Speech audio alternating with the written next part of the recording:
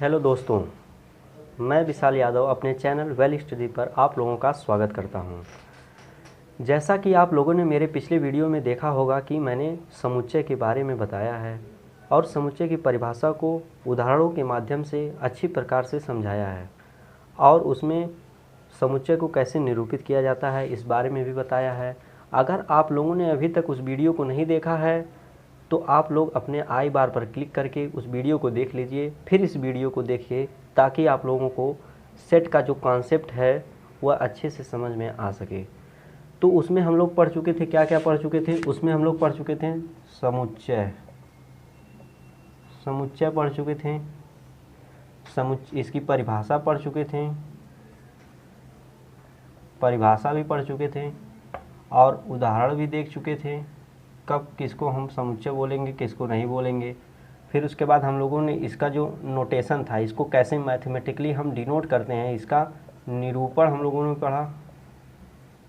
निरूपण जिसमें दो विधियाँ थीं,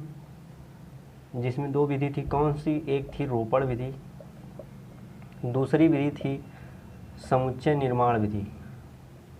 कौन सी विधि थी? समुच्चय निर्माण विधि। दो विधियों को हम लोग पढ़ चुके हैं।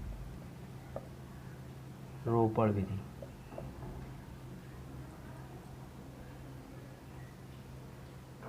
रोपण नहीं, रोस्टर रूप, सॉरी,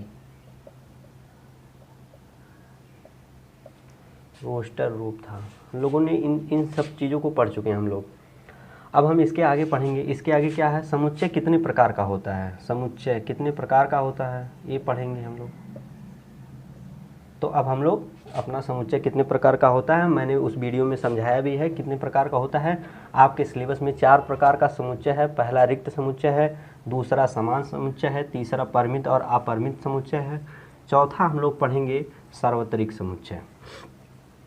तो पहले नंबर पर कौन है? रिक्त समुच्चय। तो उसके बारे में आइए जानते हैं क्या होता है रिक्त समुच्चय। रिक्त समुच्चय, रिक्त समुच्चय जैसा कि नाम से ये स्पष्ट है, रिक्त का मतलब क्या होता है? इम्पटी, खाली, जिसमें कुछ ना हो। हमने क्या बताया था? मैंने अपने पिछले वीडियो में बताया था कि समुच्चय में क्या होते हैं? समुच्चय में कोई ना कोई अवयव, कोई ना कोई वस्तु होती है क्योंकि यह एक समूह है। तो अगर इसी समुच्चय में जब इसका अवयव शून्य हो जाए, जब कोई भी इसमें वस्तु ना हो, कोई इसमें मतलब कोई ऑब्जेक्ट ना हो समुच्चय में, कोई न, जैसे समुच्चय में कौन कौन से ऑब्जेक्ट आते हैं, जैसे कौन कौन सी वस्तुएं आती हैं? नंबर आ सकता है, अल्फ़ाबेट आ सकता है, कुछ भी किसी चीज़ का समूह बन सकता है। अगर इसमें जो एलिमेंट है, इसके अवयव हैं, वही क्या हो जाए? हमारे शून्य हो जाए। अवयव क्या हो जाए? अवयव क्या हो जाए? 0। अगर यही अवयव शून्य हो जाते हैं तो वही हमारा समुच्चय क्या कहलाने लगता है? रिक्त समुच्चय कहलाने लगता है। एक एग्जाम्पल्स देखते हैं। मैं एक एग्जाम्पल्स लिख रहा हूँ। ए बराबर एक कोई सेट है जिसमें यक्स, कोई सेट है जिसमें कौन आ रहा है? यक्स आ रहा है। यक्स कैसा है? यह इस समीकरण यक्स माइनस 1/2 इजिकल टू 0 को संतुष्ट करता है। और दूसरी बात क्या है, इसकी क्या विशेषता होगी कि यह नेचुरल नंबर होगा। अब आप लोग जब इस समीकरण का हल निकालेंगे तो इसका मान आएगा x बराबर 1/2। तो अब बात आती है कि x बराबर, तो एक मान इसका पॉसिबल है, लेकिन एक चीज़ और देखना है हमको। क्या देखना है? कि यह नेचुरल नंबर होना चाहिए। तो अब बात आती है क्या यह नेचुरल नंबर नहीं है? तो यह बिल्कुल यह नेचुरल नंबर नहीं है, यानी कि यह प्राकृतिक संख्या नहीं है, यह नेचुरल नंबर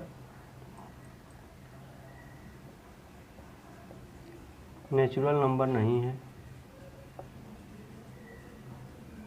एक ही तो इसका x का मान था और वह भी नेचुरल नंबर नहीं हुआ। तो इस सेट में क्या होगा? इस सेट में कोई भी ऑब्जेक्ट नहीं आएगा, कोई भी एलिमेंट नहीं आएगा। और जब कोई भी एलिमेंट नहीं आएगा तो यह सेट क्या हो जाएगा? खाली। और हमारा क्या सेट हो जाएगा? इसका खाली सेट को क्या बोलते हैं? रिक्त समुच्चय। इसी सेट को क्या बोलते हैं? रिक्त समुच्चय। अब इसकी परिभाषा लिख लेते हैं।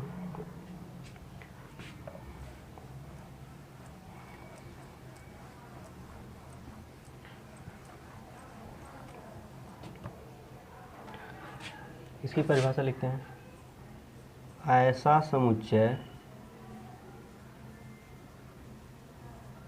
समुच्चय जिसमें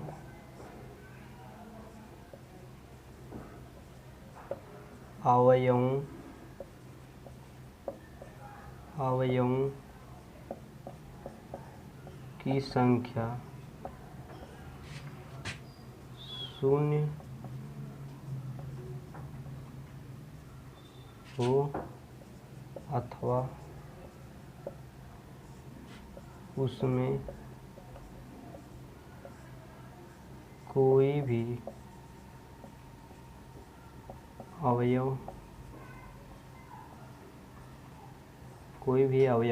एलिमेंट उपस्थित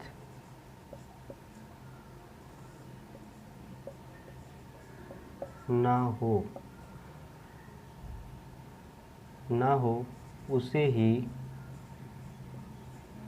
उसे ही क्या बोलते हैं,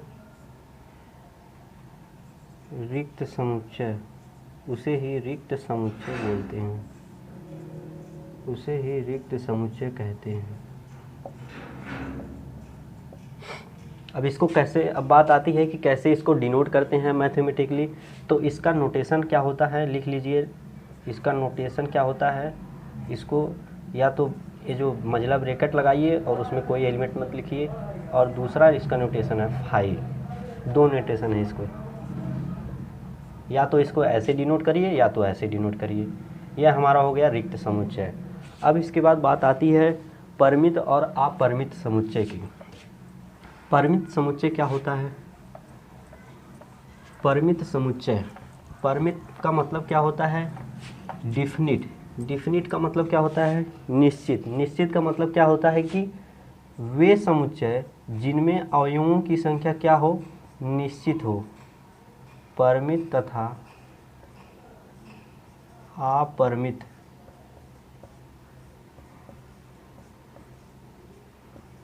समुच्चय।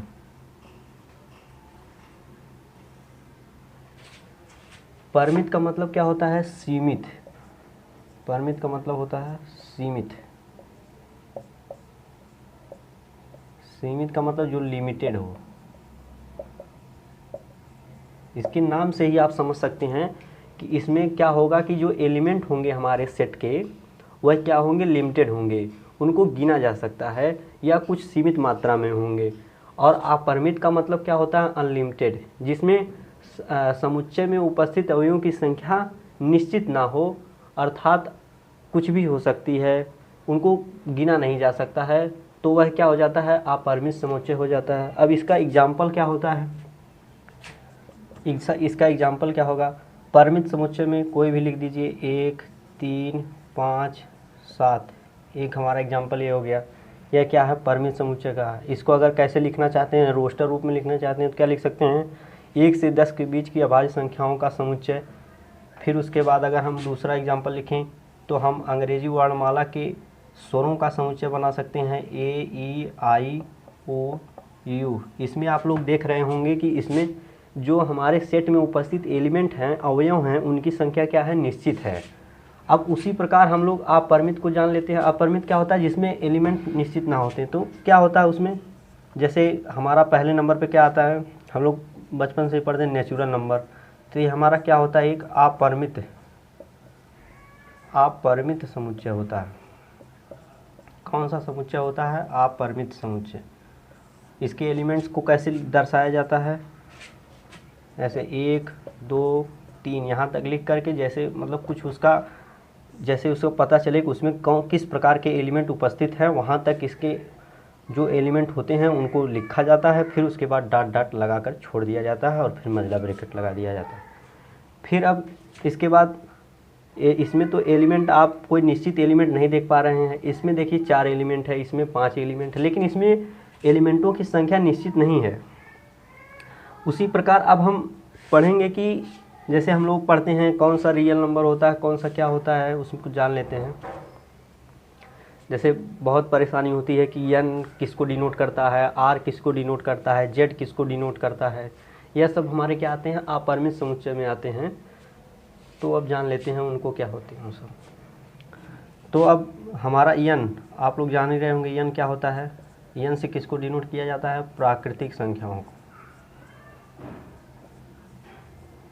प्राकृतिक संख्याओं, प्राकृतिक संख्याओं। फिर उसके बाद आता है जेड। जेड क्या होता है, पूर्णांक। जेड से किसको निरूपित किया जाता है, पूर्णांक। पूर्णांक का मतलब इंटीजर। इंटीजर में क्या आता है, इंटीजर में जो संख्याएं पूर्ण संख्याएं होती हैं, पूर्ण संख्या उनको कैसे निरूपित किया जाता है, इधर भी डॉट, क्योंकि ये माइनस भी होता है, -1 0 1 डॉट डॉट डॉट दोनों तरफ जाती है ना इंटीजर। तो इसको इस प्रकार दिखाते हैं, और इसको किस प्रकार अभी ऊपर ही बताया था, 1 2 3 डॉट डॉट डॉट समुच्चय। फिर उसके बाद आता है जेड प्लस। जेड प्लस का मतलब क्या होता है, धनात्मक पूर्णांक।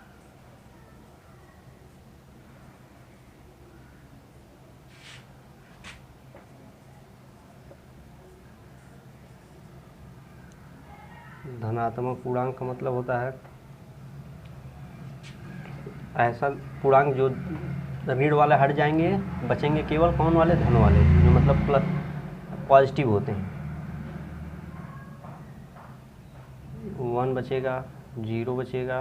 0 तो पॉजिटिव भी है, निगेटिव भी होता है, तो 0 1 2 डॉट डॉट डॉट, ये हमारा हो गया क्या, positive integer, positive integer, integer. फिर उसके बाद आता है हमारा जेड माइनस। उसी प्रकार ऋणात्मक, ऋणात्मक पूर्णांक। ऋणात्मक पूर्णांक में कौन सा आएगा, इधर जाएगा ना, ये उधर नहीं जाएगा, 0 से शुरू होगा, -2 -1 0, यह हमारा ऋणात्मक पूर्णांक होगा, निगेटिव इंटीजर। फिर उसके बाद आएगा रेशनल नंबर क्यू। क्यू क्या होता है, यह होता है परिमेय संख्या। यह लोग आप लोग 10 में पढ़े होंगे, परिमेय संख्या। क्यू को कैसे परिमेय संख्या कैसे डिनोट किया जाता है, क्यू से। परिमेय संख्या में क्या आता है, जिसको हम p/q के रूप में लिख सकते हैं, dot dot dot -1/2 1 0 1/2 1 dot dot dot, ये हमारा हो जाएगा, उधर ब्रैकेट लग जाएगा, ये हमारा q हो जाएगा। इसी प्रकार हम q प्लस लिखेंगे, q माइनस लिखेंगे। फिर सबसे बड़ा कौन सा होता है, रियल नंबर वाला होता है, कौन सा होता है, r, जिसको क्या बोलते हैं, वास्तविक संख्या बोलते हैं। क्या बोलते हैं, वास्तविक संख्या, वास्तविक संख्या। इसमें सभी संख्याएं आती हैं, सिर्फ काल्पनिक संख्याओं को छोड़ करके। इसमें हमारा dot dot dot -1/2 1 0 √2 1/2 1 dot dot dot, सभी संख्याएं आती हैं इसमें। अंडर रूट भी आता है, रेशनल नंबर भी आता है, पूर्णांक भी आता है, प्राकृतिक संख्याएं भी आती हैं। ये सभी संख्याएं इसमें उपस्थित होती हैं। इसको ऐसे, इनका हम उपयोग करेंगे, इसीलिए मैंने लिख दिया है। आप लोग जिन लोगों ने नहीं पढ़ा है 10 में, वह इसको याद कर लेंगे कि यह सब इनका नोटेशन क्या होता है। अब हम लोग पढ़ चुके हैं रिक्त समुच्चय क्या होता है, परिमित समुच्चय क्या होता है, और अपरिमित समुच्चय क्या होता है। इन सब की परिभाषाएं पढ़ चुके हैं, एग्जाम्पल देख चुके हैं। अब हम लोग तीसरा टॉपिक क्या हमारा है कि समान समुच्चय क्या होता है। समान समुच्चय, समान समुच्चय, जैसा कि नाम से ही क्या है, समान मतलब बराबर, इक्वल सेट्स। अब बात आती है कि दो सेट कब इक्वल होंगे, कब समान होंगे। जैसे मैं मान ले रहा हूँ कोई सेट ए है और कोई सेट बी है, यह दो सेट कब बराबर होंगे, और मैं मान के चल रहा हूँ कि इसमें कोई ना कोई, इन दोनों सेटों में कोई ना कोई एलिमेंट उपस्थित जरूर है, कम से कम एक एलिमेंट तो उपस्थित होना ही चाहिए दो सेट बराबर होने के लिए। तो मैं मान के चल रहा हूँ कि इसमें उपस्थित है, अगर इसमें कोई एलिमेंट उपस्थित है, वही जो इसमें जो एलिमेंट उपस्थित है वही एलिमेंट अगर इस बी वाले सेट में उपस्थित हो जाए तो यह दोनों सेट क्या हो जाते हैं, बराबर। अगर इसमें कोई एलिमेंट उपस्थित है, जो एलिमेंट अगर इसमें 5 एलिमेंट उपस्थित है तो इसमें भी वही 5 एलिमेंट उपस्थित हो जाएं तो दोनों यह सेट क्या हो जाएंगे, बराबर हो जाएंगे। यानी कि अगर इस सेट में 6 एलिमेंट होंगे तो इसमें भी 6 होंगे, अगर इसमें 3 होंगे तो इसमें भी 3 होंगे। अगर मैं एक सेट लिख रहा हूँ ए बराबर 1 2 3, तो बी बराबर क्या होगा, अगर ये दोनों बराबर सेट हैं तो बी बराबर भी 1 2 3 होना चाहिए। तो आप जाहिर सी बात आप देख सकते हैं इसमें क्या है, 3 इसमें एलिमेंट है, इसमें भी 3 एलिमेंट है। यानी कि आप यहाँ से एक निष्कर्ष निकाल सकते हैं कि अगर दो सेट आपस में बराबर है तो उसमें उपस्थित अवयवों की संख्या भी क्या होगी, बराबर होगी। अब इसकी हम परिभाषा लिख लेते हैं, इसमें और कुछ ज़्यादा नहीं है। परिभाषा क्या होगी, ऐसे दो समुच्चय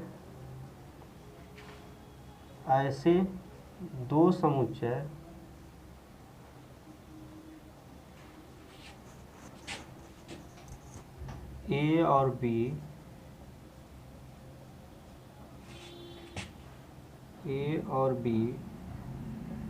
समान समुच्चय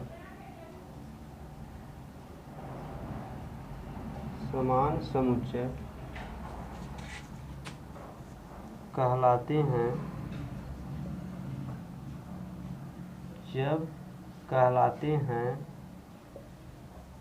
जब ए में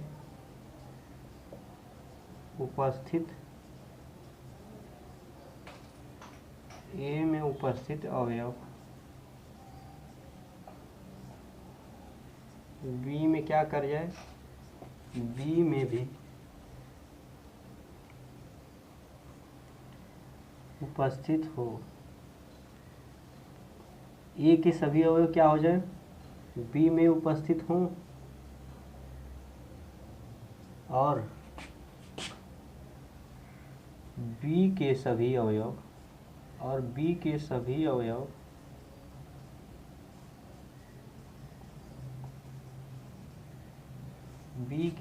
अवयव ए में उपस्थित हों। ऐसे दो समुच्चय ए और बी समान समुच्चय कहलाते हैं जब ए में उपस्थित अवयव बी में उपस्थित हो जाएं और बी में उपस्थित अवयव ए में उपस्थित हो जाएं तो वही दोनों सेट क्या कहलाएंगे, हमारा समान समुच्चय कहलाएंगे। समान समुच्चय की सबसे बड़ी विशेषता क्या होती है कि उसमें जो एलिमेंट उपस्थित होते हैं उनकी जो संख्या होती है एलिमेंटों की, वह दोनों सेट अगर बराबर है तो उनकी संख्या क्या होती है, समान होती है। हम लोग क्या क्या पढ़ चुके हैं अभी, रिक्त समुच्चय पढ़ लिए हैं, परिमित और अपरिमित समुच्चय पढ़ लिए हैं, समान समुच्चय पढ़ लिए हैं। अब हमको पढ़ना था सार्वत्रिक समुच्चय, उसको हम लोग बाद में पढ़ेंगे। क्यों, अभी हम इसके पहले पढ़ लेंगे उप समुच्चय क्या होता है, घात समुच्चय क्या होता है, तो और वह ईजिली से समझ में आएगा। तो अगर आप लोगों को यह वीडियो अच्छी लगी हो तो आप लोग मेरे चैनल को सब्सक्राइब कर दीजिए और बेल आइकन को दबा दीजिए, जिससे मैं इस तरह की और वीडियोज़ लाता रहूँगा और आप लोगों को तुरंत नोटिफिकेशन उसका पहुंच जाएगा। अगर आपको ये वीडियो अच्छी लगी हो तो लाइक भी कर दीजिए। आप लोगों का वीडियो पूरा देखने के लिए बहुत बहुत धन्यवाद।